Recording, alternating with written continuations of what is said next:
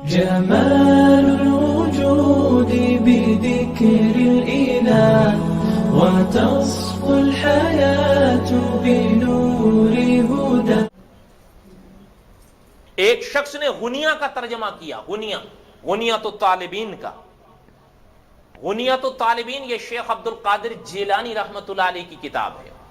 حضرت نے تراوی پر ایک باب باندھا ہے اس کتاب میں، اور حضرت نے نماز تراوی کی رکعتیں 20 لکھی ہیں. کیوں؟ حضرت جہاں خود عالم تھے، صاحب علم تھے، الحمدللہ صاحب تقوی تھے، وہاں حضرت امام احمد بن حنبل کے مقلد تھے، حنبلی مسلک کے تھے حضرت جیلانی رحمت اللہ علیہ. مزے کی بات ہے جو آج کل ان کو پیرانے پیر کہتے ہیں وہ حنبلیوں کو وہابی کہتے ہیں. یہ منطق مجھے آج تک نہیں سمجھ میں آئی. ان کے نام کی 11ویں اور جن کے پیچھے چل رہا ہے وہ طبقہ، وہ وہابی. جو چاہے آپ کا حسن کرشمہ ساز کرے. اب کیا کریں؟ جہالت کا تو حقیقت یہی ہے کہ العلم نور، کہ علم ایک نور ہے. اور حضرت امین صاحب رحمۃ اللہ علیہ کی کتابوں پر ایک ٹائٹل بڑا عجیب آیا کرتا ہے کہ ہم علم کے اجالوں سے جہالت کے اندھیروں کو مٹا دیں گے انشاءاللہ. جتنی دسترس ہم میں ہیں ہم کریں گے، سب کے ٹھیکیدار تو ہم نہیں. حضرت نے تراوی کا ایک باب باندھا. حضرت نے نماز تراوی کی رکعتیں 20 لکھی. کتنی لکھی؟ 20. ہمارے ایک دور کے مترجم صاحب نے ترجمہ کیا اردو زبان میں اس کتاب کا. اچھا، سوء اتفاق کے جو مترجم صاحب تھے، حضرت کی یہ عبارت ان کے مسلک کے خلاف تھی. حضرت کے ہاں تو فتویٰ یہ تھا کہ نماز تراوی کی رکعتیں ہیں 20، اور مترجم صاحب کے نزدیک مسلک یہ تھا کہ نماز تراوی کی رکعتیں ہیں 8. اب یہاں پر آئے تو اب کیا کریں؟ ترجمہ کریں یا کیا کریں؟ جناب نے ڈنڈی مار دی. 20 رکعت ترجمہ، متن میں لکھا ہوا ہے 20 رکعت، یاد رکھیے گا. اس لفظ کو 20 سے بدل کے 11 کر دیا. 8 تراویاں کر دی اور 3 وتر کر دی. میں مذاق نہیں کر رہا ہوں، وہ پاکستان میں چھپا ہے. کیا اس کو دیانت اور امانت کہتے ہیں کہ صدیوں بعد ایک عالم کی کتاب کا ترجمہ آپ کر رہے ہو؟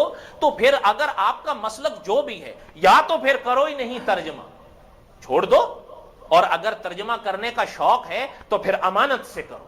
ہے یا نہیں؟ امانت سے کرو. پھر جو حضرت نے عبارت لکھی ہے حضرت کی بات نا. آپ نے نام سنا ہوگا ہندوستان کے عظیم بادشاہ سلطان اورنگزیب عالمگیر رحمت اللہ علیہ. حضرت نے اپنی زندگی میں علماء کی ایک مجلس ترتیب دی تھی 500 علماء کی، کہ جس کے صدقے میں فتاوی عالمگیری بنی نا. لکھی گئی یا نہیں؟ آج بھی بڑی مشہور ہے کتاب، اور کتاب کے حاشیوں پر آج بھی اس کتاب کے حوالے ہوتے ہیں کہ کوئی عالم مسئلہ لکھتا ہے تو ریفرنس دیتا ہے فتاوی عالمگیری. یہ عربی میں تھی اصل تو. آپ پاکستان میں اس کا ترجمہ پائیں گے، اس کا ترجمہ اردو زبان میں، وہ 10 جلدوں میں چھپا ہے.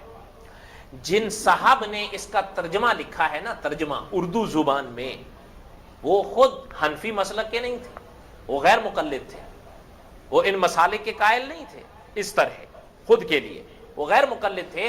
لیکن انہوں نے جو یہ ترجمہ کیا نا فتاوی عالمگیری کا، تو استاذ العلماء علامہ خالد محمود صاحب نے لکھا ہے کہ انہوں نے فتاوی عالمگیری کا ترجمہ بطور ایک مقلد کے نہیں، بطور ایک مترجم کے کیا ہے. تو پھر آپ بھی اگر غنیہ کا ترجمہ کرتے ہو تو بطور ایک مترجم کے کرو. یہ کیا ہے کہ اگر ایک چیز آپ کے عقیدے یا عمل سے ٹکرا رہی ہے تو آپ حضرت کی عبارت ہی کو بدل دیں اور حوالہ بھی نہ دیا جائے.